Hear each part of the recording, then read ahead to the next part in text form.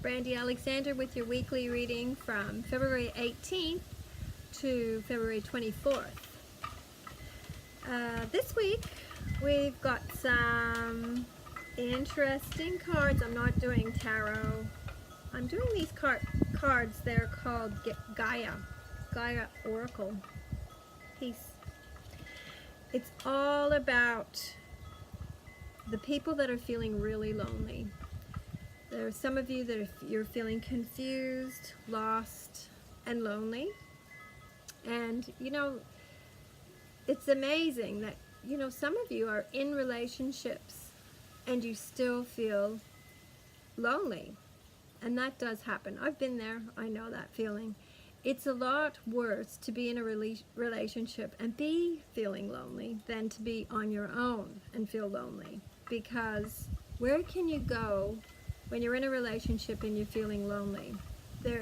Unless you want to cheat, you could do that. So it's really important that you are able to come out of this winter situation. This card is representing the winter in a situation. If you're looking at things through seasons, the winter, things feel bleak, it feels hopeless, it seems like it'll never end, and it can make you feel very depressed.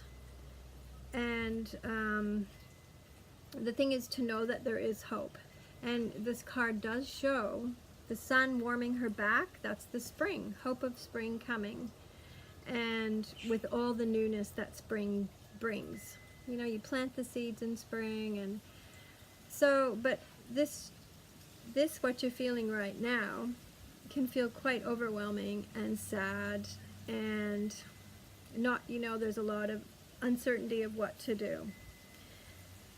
And that is because the next card's showing that you aren't honoring yourself.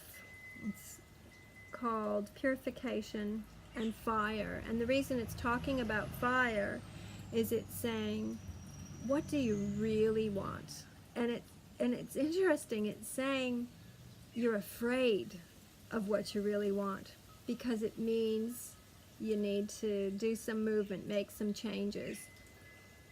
And it's talking about the bare essentials and the naked truth and wholeness. So you cannot move out of stagnant doldrums like this unless you are very honest with what you really want. And if you are in a business or in a business relationship that isn't what you really want, it's time to make a change, to make a break. I have a very brave friend that has just done that. That one, honoring herself, that one thing to break away, to honor herself, is going to change her whole life. The chain of events, and it will change other people's lives in that one step that she's done. So hats off to her. I honor her spirit and her integrity, because she was very true to herself to do that. She's not going to live a lie anymore. Good on her. So the bare essentials are, you might need to strip back a lot of feelings, a lot of masks that you've put on. Some people are, going through the motions of life like a puppet, and you're not honoring what you really need. It's a long life to live, so you need to do the right thing.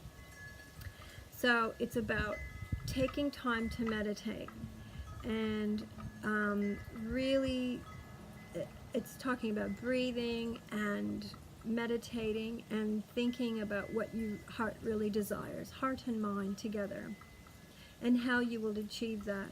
And you need to be brave. And it's talking about this fire. It's like the fire from within. It's from your soul. It's from the divine. And let that rise and take over, because it is a divine energy. See that fire and the flame? It is about, she's meditating and letting that take over. And that's what you need to do. And then all those, last week, this is a bit close, it's peace. Last week we had the card where there were some sleepless nights, and it was more in your mind. It's about your thoughts. I think it was last week or the week before. It's all about, your thoughts taking over, and it's more what's in your mind than what's really real. So this is the same sort of thing. It's about dissolving unwanted thoughts, taking the time to know that they are only in your mind and it's not real, and that when you get carried away with those things, it's not always you, it's other people that you're worrying about, and it's out of your control. That's my resident crow back there. So don't let these disturbing thoughts take over, because that's all they are thoughts, and try to be really in the here and now. And this has to do with everything, with what you want. It's always, all these cards, they're continuously saying, speak your truth, live your truth. We have this card, Anna, grandmother of Jesus. And it's talking about seeding the light, laying foundations, and a divine plan. And that has to do with that our plan, we're all part of a plan. And when we live our truth, it just sort of fits together like Lego pieces. And that we don't have to have this, we don't have to be in the spotlight. We all have our part to play. And as long as we're living our truth, we're doing the right thing. And it is about just going through life and doing the part that you're supposed to do. And do it to the best that you can be. And that does not mean to be a martyr, because ain't nobody got time for that. World is shifting. We need to stand strong. So there's a lot of symbolism in this Anna, grandmother of Jesus. There's the Sphinx, and there is Glastonbury, I believe. There's a picture of that. And then there's some other temples that I am not familiar with.